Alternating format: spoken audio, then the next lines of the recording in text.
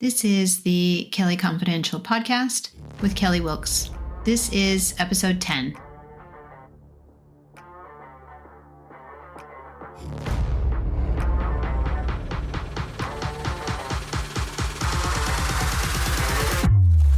Welcome to the Kelly Confidential Show, where we talk negotiation essentials and those crucial conversations empowering extraordinary women.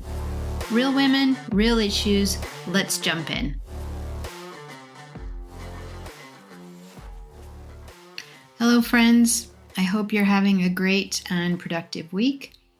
Like all Brits, I've embraced their cultural obsession with the weather, and so I can report that it is raining again. Needless to say, I'm not letting the relentless rain and gray skies get me down. Spring is definitely around the corner, and the buds of new beginnings that come with it are going to be a welcome sign.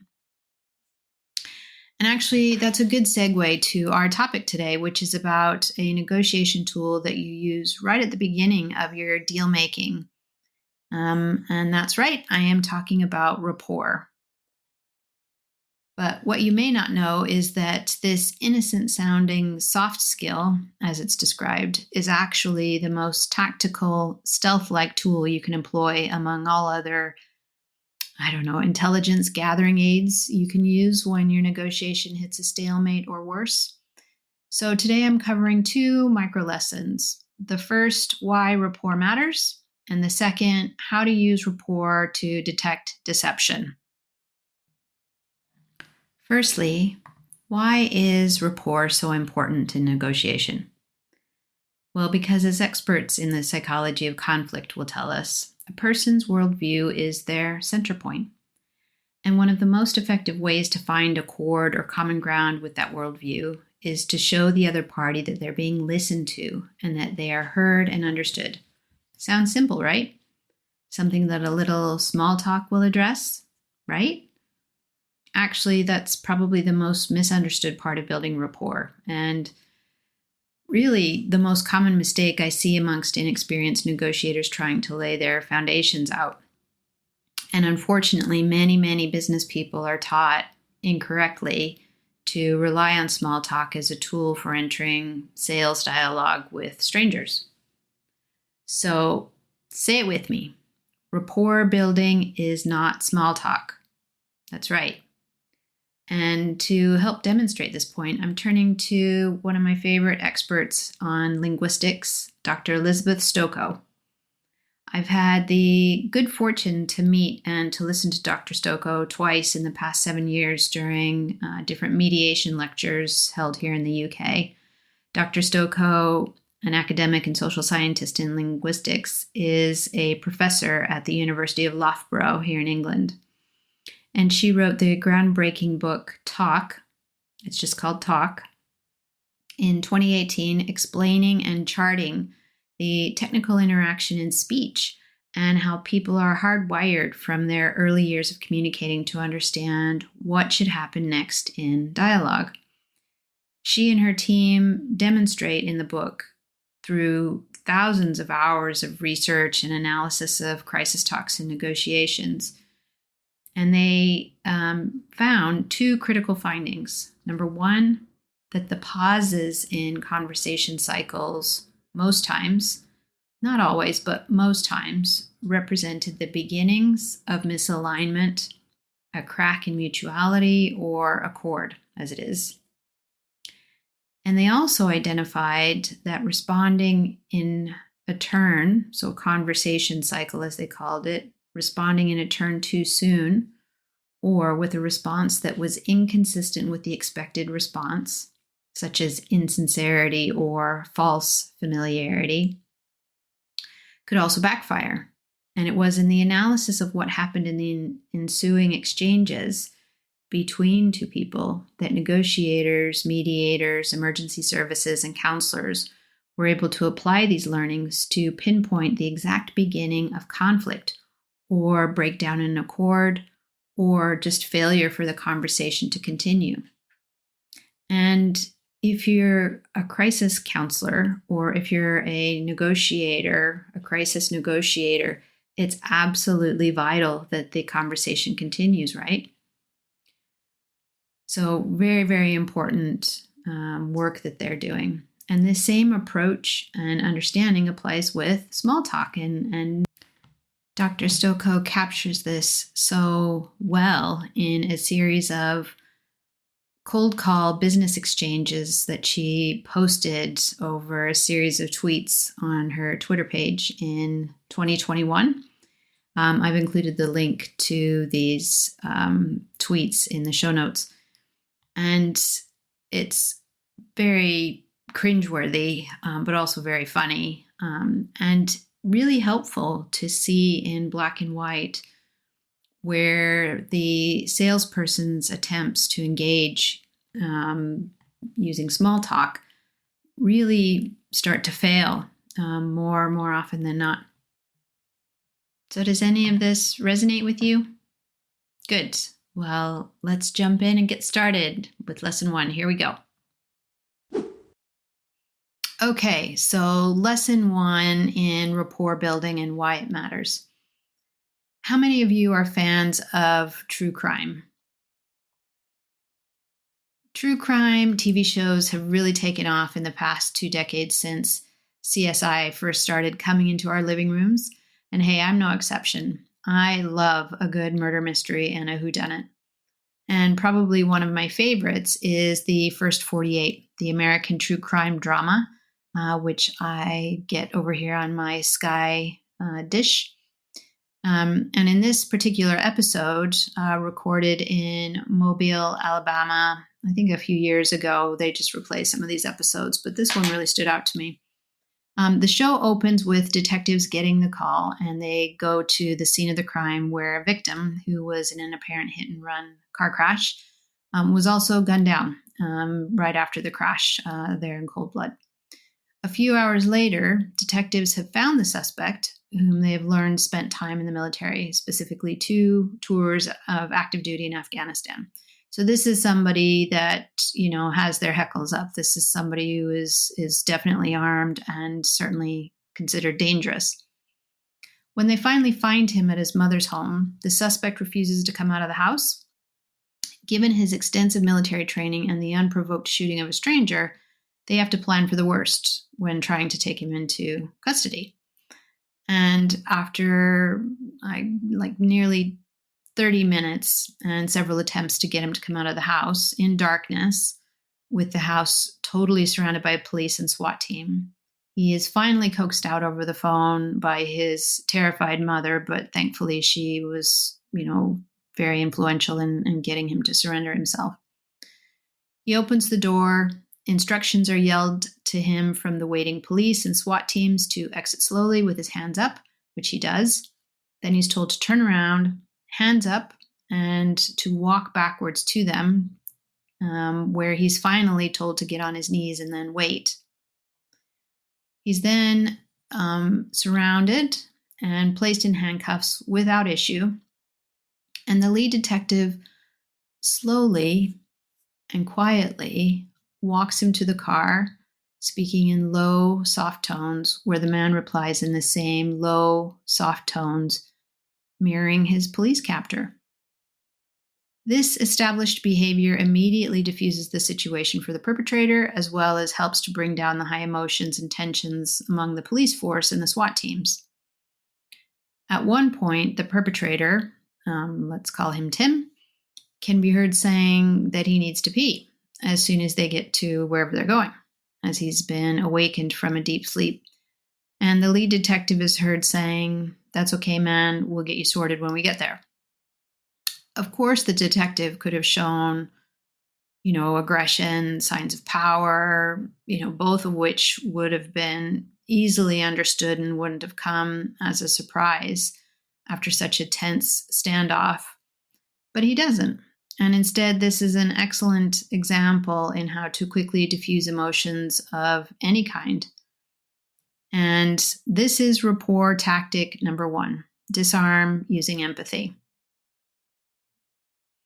Then, once in the interview room, the same lead detective, together with his partner, sit opposite Tim in a triangular form, which is a form that you see fairly commonly in like mediation settings, but it also works well in police interviews and interrogations. So they're just sitting in this form, and despite the fact that they have two witnesses, video footage of Tim's car speeding away from the scene, and really the same car with damage from the collision parked in front of his mother's house, they don't lead with any of that. Instead, they start with telling him that he's not under arrest, but he is detained because he refused to come to the door, and they just need to ask him some questions relating to an investigation. This is rapport tactic number 2, logic. Things that are plain and simple and self-evident to all parties. Tim then nods. Hands are crossed in his lap facing the lead detective, and the detectives then start with what I call warm-up questions, all questions that they already know the answers to. Why? Because it provides them with immediate information about how this person responds when calm, honest, and not feeling threatened. It allows the receiver of the information to calibrate this normal state so that they can spot deviations from that same normal state when it comes. They ask where he grew up, what he does for a living, and they nod and take notes as he talks, again disarming. Then they ask, any time in the military? Tim confirms yes, 4 years in Afghanistan, which again they already knew, but Tim doesn't know this. The lead detective nods, pauses, and looking him in the eyes, says sincerely, "Thank you for your service." Now this produces an immediate change in Tim's body language, something a mix of what I took as embarrassment and surprise, and there was a bit of a huff sound, a bit maybe like defeat, but really effective. This is rapport tactic 3, sincerity. And then they shortly move on to their investigation into the shooting, and they remind Tim of his Miranda rights, and they carry on peacefully with their interrogation to gather information. What followed was that Tim was later charged and prosecuted for murder, but it was a much easier process for all parties because of the way the lead detective set the rapport building. Now, hopefully, none of you will ever find yourselves in that sort of situation, but it's an excellent example of how rapport building, when used properly, keeps things moving and how it allows you to calibrate certain information. So why is rapport building so critical in negotiations? Because it creates a positive and empathetic connection between parties and fosters trust. Well, how do we know this? Well, because crisis negotiators like George Kohlreiser, a renowned psychologist and leadership expert, have had to stake their careers and the lives of their clients on it.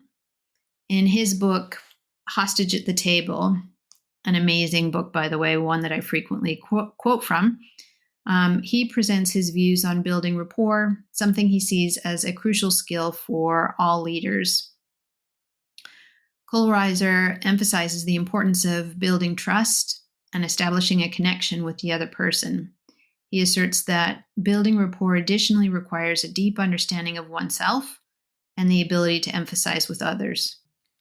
Both things that I cover off in episode 3, one of my podcasts, Fear and Negotiation, the need to have a deep understanding and self-awareness of, just your own issues, your ability to empathize and understand the other. And I would say that his book, Hostage at the Table, is probably the only negotiation book I've read ever that includes the level of psychological references and attachment theories in it. Just speaking about the ability to understand oneself Anyway, that's a bit of a tangent, but certainly a book worth looking into if you're interested in negotiation and psychology. Kohlreiser also argues that rapport building is especially critical in high-stakes situations, such as negotiations for hostage release. He draws from his experiences as a hostage negotiator to explain how building rapport can be the difference, literally, between life and death. Kohlreiser's insights into building rapport have been used by law enforcement agencies and military personnel around the world, and his experience has shown him that when people feel understood, they are more likely to open up and negotiate. And this is 100% true in business. Other techniques such as active listening, showing genuine interest, and being empathetic are equally important. And Kohlreiser emphasizes the importance of nonverbal communication, such as maintaining eye contact and using body language effectively, which takes us on to lesson number 2, using rapport to detect deception. In my negotiation courses, I teach students about the myths, the pitfalls, and the benefits of observing body language in a negotiation. And certainly there's enough there to fill a small series in itself. But what's the prevailing point I want you to take away today? I want you to ignore all the hype you've heard about folks looking to the left as being liars, and when people don't smile when they greet you, that means they're hiding something. Both of those things have issues. Firstly, how long have you known this person? And how many times did they look left in your presence in that specific conversation? And secondly, those that smile all the time. Again, second example, even in the face of crisis, people that smile, there's a myth that smilers are a greater worry than the person who greets you with a straight face. These are urban myths. And I'm not going to debunk all of those in this session, but I want you to be shrewd to some of that and do your homework. And, whether it's following me and reading my content or reading books I recommend or doing your own research, it's important that you understand really what we're talking about when we're talking about detecting deception. The critical thing here is calibration. And calibration in respect of a person's expressed body language, meaning spoken words and body gestures, means the collection of the same or graduated behaviors that indicate that person's presence of mind. Simply put, you need to have established a baseline of repetitive behaviors using rapport, such that you can identify a deviation from that baseline when it occurs. As otherwise, you've attached your whole premise to a single eye gesture. You with me? So let's hear from another expert in her field, and that is Janine Driver, former U.S. federal agent, criminal profiler, and author who has helped thousands of business leaders and law enforcement agencies with their insights on nonverbal communication and behavior clusters. In her funny and really groundbreaking TED Talk, You Can Spot a Liar, Here's How, Driver highlights the importance of building rapport and identifying behavior clusters to detect deception. And much like my outline in Lesson 1, Driver emphasizes that when people feel comfortable and put at ease, they are more likely to reveal their true thoughts and feelings, as this will allow for natural, spontaneous expressions and body language to surface.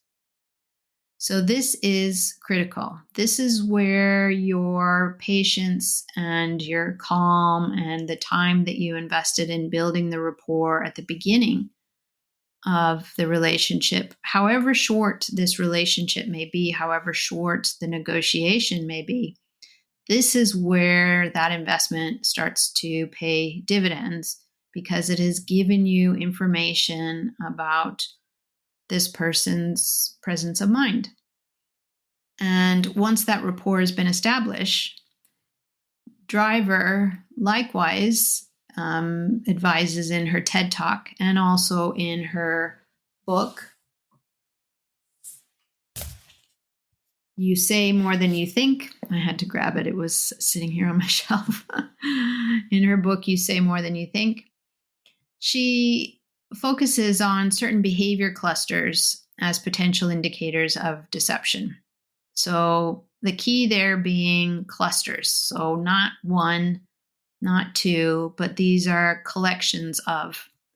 So these clusters can include changes in body language, such as shifting weight, increased blink rate, covering one's mouth or eyes. It could be a number of those things, but the point is it's taken as a group, as a collection.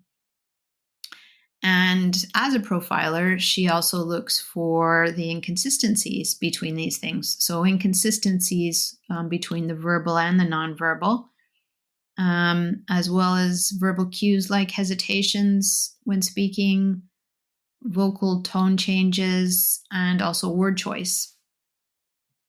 Driver acknowledges that behavior clusters do not, on their own, necessarily indicate deception. As I've said, we're not talking one or two times. These are collections. And so rather, it provides clues that can prompt further investigation. The same is true in a negotiation. We shouldn't assume our counterpart is lying about the margin in a deal simply because their left eye starts to twitch, although it, of course, would be hugely distracting. So don't throw the baby out with the bathwater. It's important that you take into account the context and overall situation before jumping to conclusions. But I can sense that some of you will be unhappy leaving here without having some indication of what to keep an eye out for in terms of deception. So, not one to leave people hanging. Here are a few proven indicators that if you did see these occurring in frequency or graduated use, it is possible that you have misalignment or deception across the table. So, example 1, eye blocking. This is avoiding eye contact or repeat eye closures.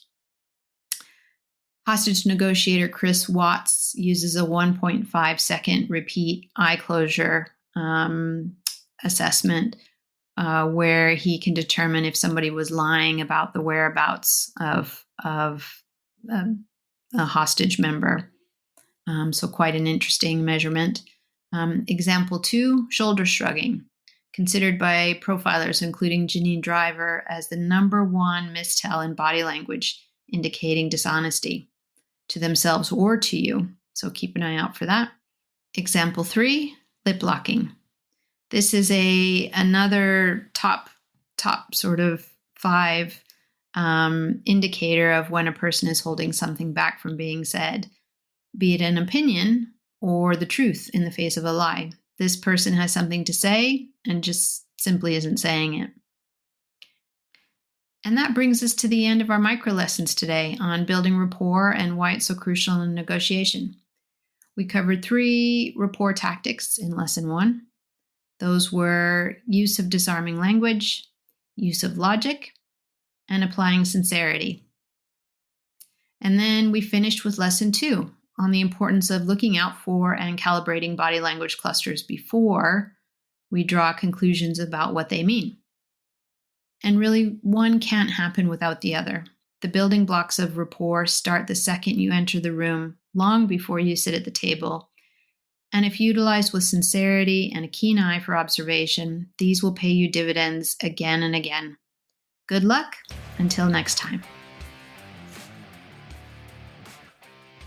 If you like my show and want to hear more of these topics, please give me a like and follow us.